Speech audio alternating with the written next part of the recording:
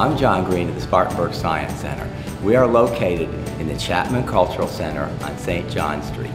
The Science Center has been in existence since 1978, and our mission is to provide science education to the youth of Spartanburg County, either right here in the Science Center or in the schools.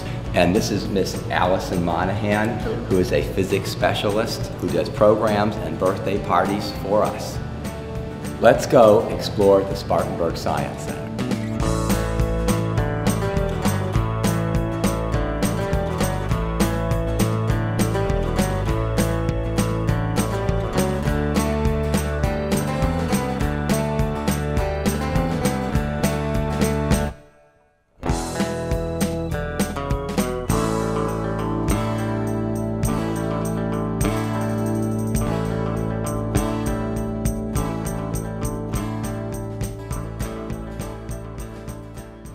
Well, Alexandra, this is the Science Center's Harmonograph, and it shows how you can make patterns and waves by using a magic marker, a weight, a piece of paper, and a clip. Would you like to try it? Sure. I'll get the paper.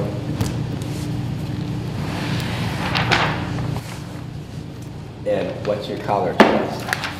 Blue. Okay, you know how to put it in? There you go. Pretty good. You only have to give it one shove. Now that was a good shove. That's precise. Thank you. You like accuracy, don't you? Yes, sir. I think it's cool how it makes the design like that. So if we change the weights, we can actually change how wide the curves are. So what's going on as this goes back and forth, it's making a smaller and smaller pattern design each time. So when we end up, it'll just have teeny tiny little, very minuscule, but very accurate little ovals in the middle if we left that in there long enough.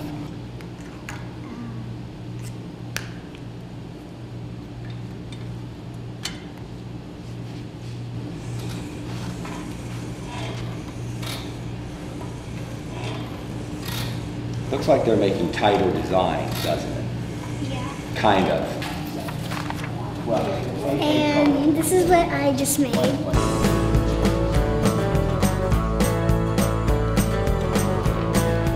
Well, Alexander, would you like to visit another exhibit in the Science Center? Sure. Let's go. All right.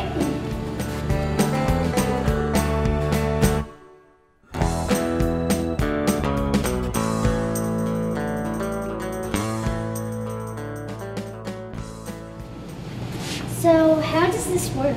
What this shows is the power and energy of light. You can refract it, reflect it, and about the only really good skill I have, Alexandra, is taking the laser light and hitting a mirror. So some kids are so good with this that they can use these prisms, which splits the light, and they can make 2 or 3 or 4 go on at the same time. My record is 1. Not very impressive, is it? This looks pretty cool. It is cool. I like this. Boy, am I good. That means I have applied light energy to the target, which spins the wheel. You know, why don't I let you try one that's harder, because you have your coordination is way better than mine. Kid your age, you're what, 10 years old? Yes. Okay, Sir. yeah, your coordination is going to be way better than mine, and you'll be able to do that and try. You can, if you do this, you're really good, okay? Okay. Almost in there. Yay! That shows how solar energy, light energy, can be used to help power the Earth. Wow. Looks pretty cool. It is kind of cool. I think I should come here more. We're open Thursday, Friday, and Saturday, and Sunday. Which exhibit in the Science Center would you like to try next? I think the mirror triangle would be cool. Okay.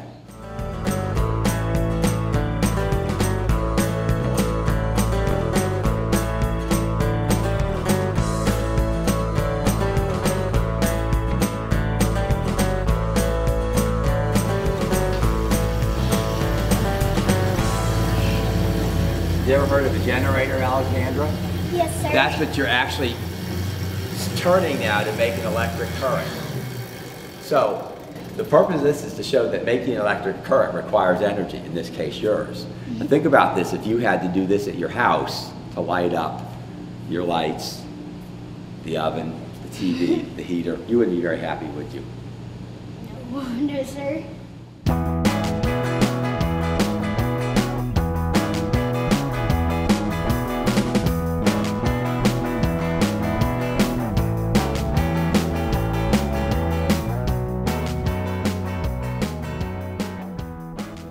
Alexander, let's go into the live animal exhibit.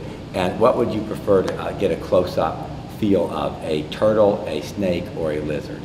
I wouldn't mind seeing a snake. Okay, let's go on in there. Invertebrates, well, and salamanders and frogs,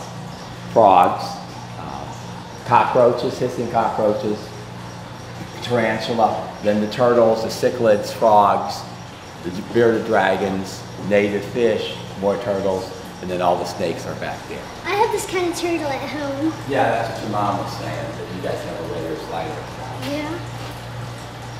That one right there is probably 2 times or 3 times my turtle at home.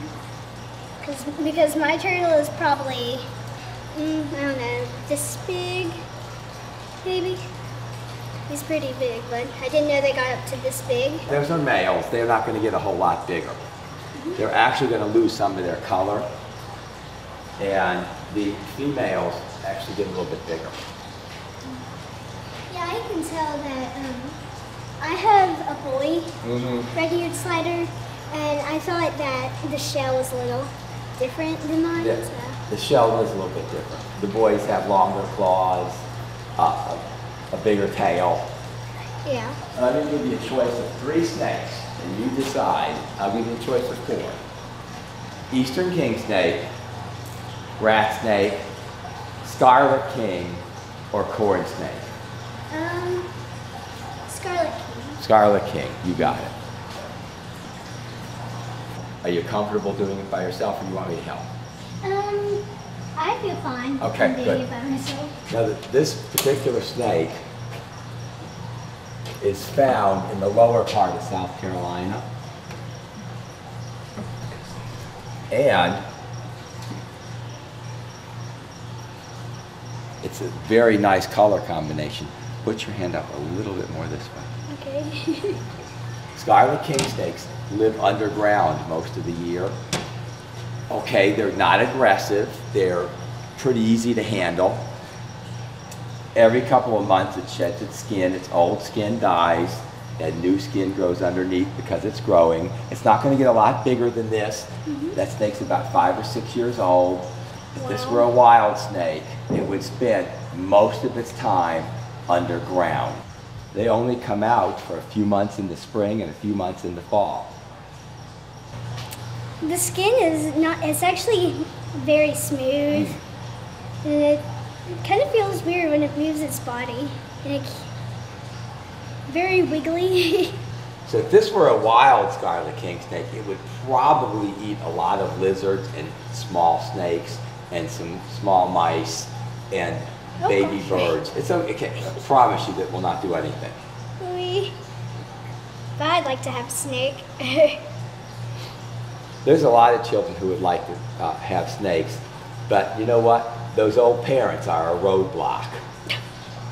My friend says that she really wants a snake, but her mom gets really freaked out, so. Thank you, Alexander. You did a really good job. Thank you. It will now climb under something very quickly. Alexander, I have this really cool experiment I want to show you. I hope you've never seen it before. So we're going to go in the classroom display room, and you'll get to do the experiment with Allison. Okay. Sounds cool.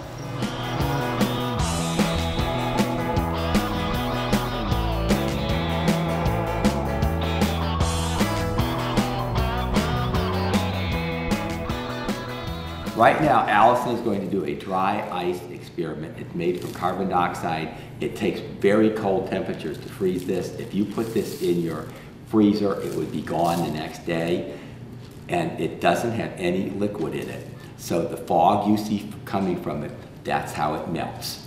So I got some nice hot water. It'll be a little better. You just put it right in. There it goes boiling at room temperature in some hot water, so it's probably 90 degrees water, maybe 100. What do you guys think? That's cool. That's cool. Put your hands out. Is it the air warm or cold? Cold. Better. There we go. You can hear the boiling. And if I, one more time, you'll be able to see the bubbles coming out. If I add this. Wait, before the bottom, it's water. Okay.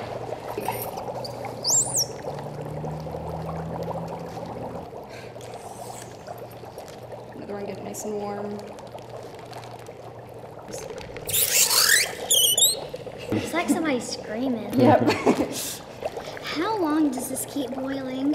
The warm water will get very cold and sometimes ice actually forms in there.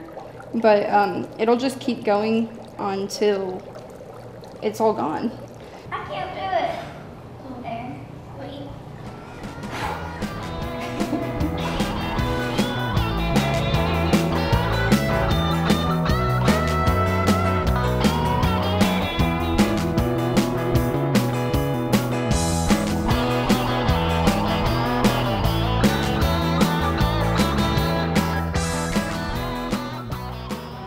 I mean, what kind of a scientist are you? Are you earth science, rocks, minerals, fossils, volcanoes, earthquakes, physical science, electricity, waves, light, or life science, plants and animals? I'm actually mostly interested in rocks and minerals. So you're an earth scientist. Yes. Would you like to see a meteorite? Sure. Okay. But I had kids put this away the other day. And, oh, there it is. Okay. Wow. Okay, this is an iron meteorite. Iron is in the earth, it's in you. You eat it, it gets in the food you eat. It makes plants grow. It makes you grow. Without this, your blood would be weak. And the earth has a lot of iron in it. Iron makes steel. Just feel how heavy that is. Wow. Yeah, it's a very strong material. So that hit the earth tens of thousands of years ago. Wow. How much is this worth?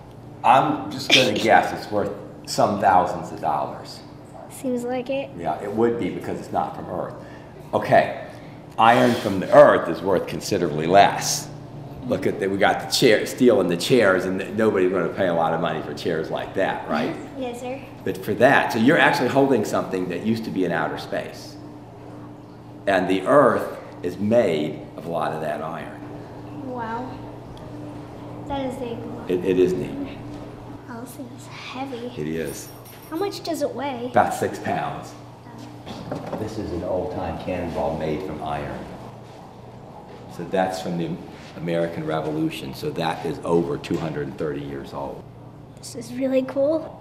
Wow. So the iron was melted and poured into a mold that was real hot. They had the way hotter temperature than your oven to melt the iron. Mm-hmm. And then it was poured into a shape, a mold, and it made those cannonballs. They didn't know how to make steel back then, but they did know how to make this iron. So they made wheels, farm implements, farm tools, that came from iron, pots, kettles. So you're holding something from the really old past, the meteorite, and something from human past. This is really cool. It is cool.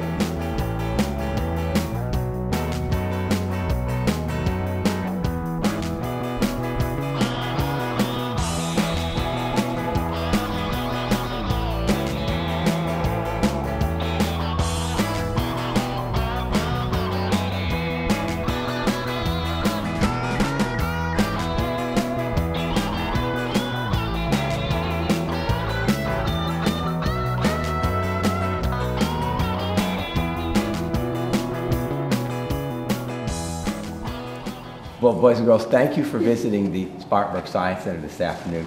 I hope you enjoyed coming to the Science Center. I enjoyed having you. Did you boys and girls enjoy your visit? Yes. Well, please come back to the Science Center and visit us again. And you're certainly welcome to look around and go in the animal room and do snakes for the rest of the day. And thank you for coming. Thank you. Welcome, boys and girls.